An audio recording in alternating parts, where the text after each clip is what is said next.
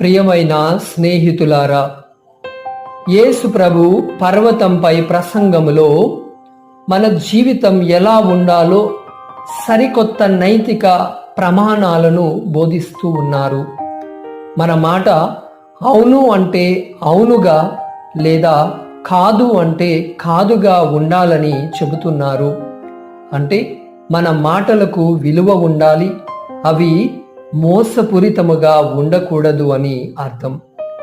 మన జీవితంలో కూడా మనము గ్రహించవలసినది ఏమిటంటే, మనం దేవుని బిడ్డలము కాబట్టి సత్యం మాట్లాడడం మన బాధ్యత అని తెలుసుకోవాలి.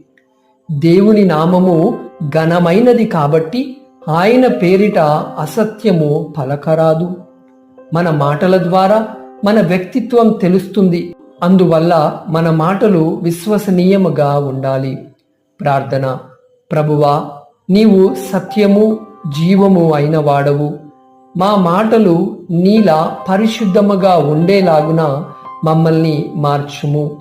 నిజాయితీగా జీవించే ధైర్యాన్ని మాకివ్వుము. ఆమేన్.